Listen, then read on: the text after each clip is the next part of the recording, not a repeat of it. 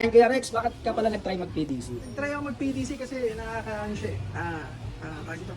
Question parang, uy, ano ba, maganda ba to? Okay ba to? Kasi nagdi-DC na ako. Curious, oh. Oo, curious ako tapos, kasi nagdi-DC ako, tapos nagpo-compare din ako. So, since andyan na yung mga pyesa, buhay ko na lang. Wala namang masama eh. So, yun, masaya, okay naman.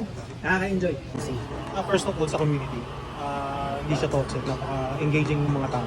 Toxic kami, sobrang toxic namin. Also, yung siyempre budget, yung pinaka-expensive na kaya mong gawin is like 1,000 pesos, makakabuo ka lang agad ng 3 pesos. And it's fun, it's really engaging. Para siyang dual commander, but you know, Budget way. Pero kasi dahil nga commons, it engages your mind on finding the best common cards na mga. Ano? Yung wish yun ah. Siyempre, siyempre mga si Papa Jude, siyempre. Thank you. Talaga siya. Mas mahirap kasi siya kaysa DC. Ay, bakit mo naman nasabi ko yun? Kasi ano eh, ito talaga yung peak ng Magic eh. Ano, seryoso? Hindi kasi ano, bukod sa mura, yung totoo naman, mas mahirap siya sa DC. Kasi limited yung resources. Saka hindi ganun kalalakas. Walang power OP. cards. Kaya yun. Shoutout nga pala dyan sa mga ano namin, barkada namin. Mamaya, kuha tayo dos. Para... Because I'm the venerated PDC king. Ayan po na yun na wala. Sinabi na kagad direkta. Sino gamit mong commander ngayon? Got Gat ka na ng kulay. blue. Cancer. 3 feet sana kaso sugat.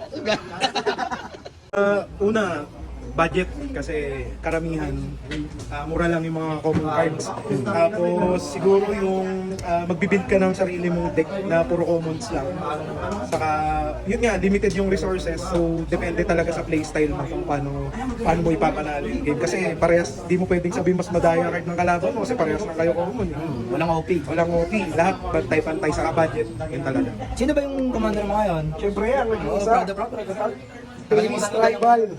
Terry, ay, besh. Siyempre, sponsored ng Ordo. Thank you, Ordo. Napakagandang play. Thank you. Kuha na kayo dyan, mga tropa ko. Bakit ka naglaro ng PDC? Kasi yung PDC, yung kaisa-isang MTG format na PD pag wala kang pera, PD pagka naghahanap ka ng budget na format, PD kahit wala kang dual lands, PD kung ayaw mo ma-stress. Kasi yung mga kasamahan namin dito, alam mo naman, di ba? We're not here for the prize. Pero ito lang yung kaisa-isang format na PD. Hindi sa Kahit lahat. wala kang pyesa ng DC. Ang galing ah. Happy birthday, Ordo. Happy birthday. Thank you. Hindi, ano, sino pala commander mo ang ginamit? Commander ko ngayon si Gat.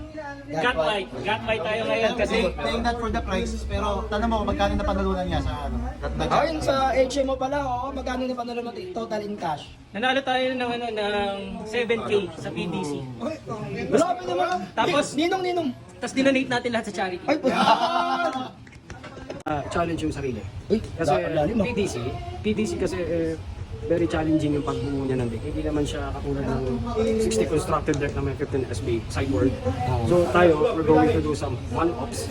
And then, ikaw na bahala mag-construct kung paano mo siya patakbuhin. Na, using one-up cards na hindi tulad na nakasanayan natin na 4 copies. So hanggang, kumbaga, it's a no boundaries pagka gagawa ka ng deck archetype kasi ano siya, wala siyang specific meta as of now. Wala ba iba eh? Specific meta as of now.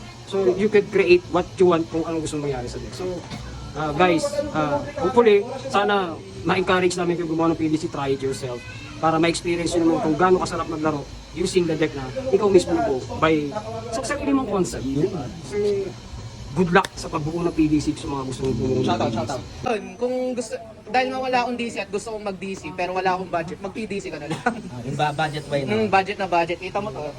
Sino ba commander mo ngayon? Signature, bakal, bote, galvanized steel. Hater, Sworn, Sphinx, cascade lang tayo. Tukas forever. Hindi naman tutukas forever. Ano lang, cascade lang boss, cascade na flying. Tapos 7 man. Affinity for artifacts. Affinity for artifacts lang boss. 9 tukas. Opo, 9 tukas. Pero tutukas lang yan. So ayun, try nyo mag-PDCs. Shoutout sa mga magiging players and ano, mga dati pang players. Shoutout sa inyo. Yeah. Let's go, Ordo. Congrats. Congrats. Bakit? Nandun yung favorite color. Hindi, kaya nag MTG dahil lang sa akin. Yun talaga, favorite color ko. Simple, Dual Commander King. That's all, Lapsen. Basta lahat ng format na duel, no? Sa duel, kahit ano yan.